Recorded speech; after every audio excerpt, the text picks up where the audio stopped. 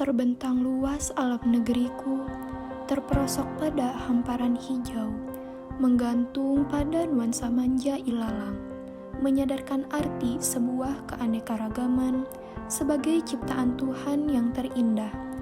Namun, rimpuh kisahmu kini, nestapa yang kian membuncah, sadar bahwa usiamu kini sudah menua akibat kelalaian insan di bumi. Bahwa terkait bencana banjir yang warga melanda ini wilayah tak bendung lantaran pemukimannya kembali terendam banjir Desa setelah Cina dikecam juga hujan. terjadi di wilayah Sebelumnya Kabupaten program Tangerang. berjanji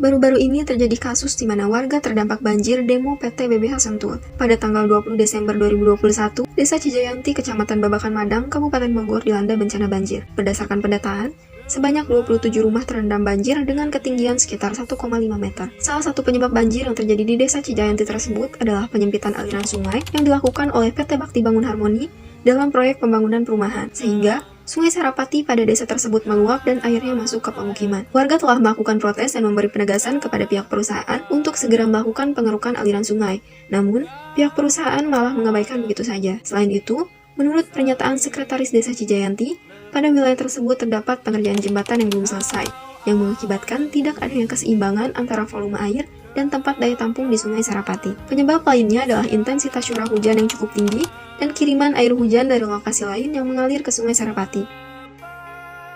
Bencana banjir memiliki dampak negatif terhadap lingkungan dan masyarakat, seperti kerusakan sarana prasarana dan harta benda milik warga. Terjangan banjir dapat merusak sarana dan prasarana seperti fasilitas umum, kendaraan, rumah, dan lain-lain yang tentunya membuat warga mengalami kerugian yang sangat besar. Banjir juga dapat melumpuhkan transportasi dan aktivitas warga. Banjir yang meluap hingga jalan raya mengakibatkan warga maupun pengendara tidak dapat melewati jalan yang tergenang air, sehingga mengakibatkan kerugian secara ekonomi. Selain itu, adanya pencemaran lingkungan dari luapan banjir yang membuat lingkungan kotor dan tidak sedikit sampah yang tergenang oleh banjir. Selain itu, banjir juga membawa berbagai macam penyakit seperti diare, demam tifoid, leptospirosis yang mengancam kesehatan warga.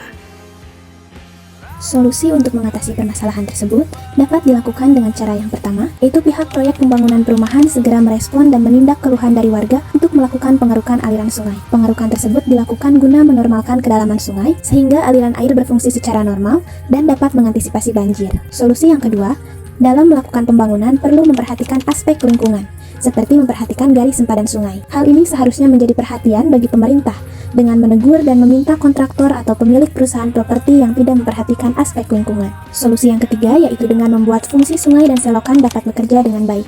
Sungai dan selokan adalah tempat aliran air, sehingga jangan sampai tercemari dengan sampah atau menjadi tempat pembuangan sampah, yang akhirnya menyebabkan sungai dan selokan menjadi tersumbat. Saya Alda Septi Hasibuan. Saya Anindya Wulandari. Saya Anita Safira. Saya Tia Herunisa. Kami mengajak seluruh masyarakat Indonesia untuk bersama-sama menjaga Dan menyayangi bumi kita. mulai dari diri sendiri mulai dari hal-hal yang kecil dan mulai dari sekarang.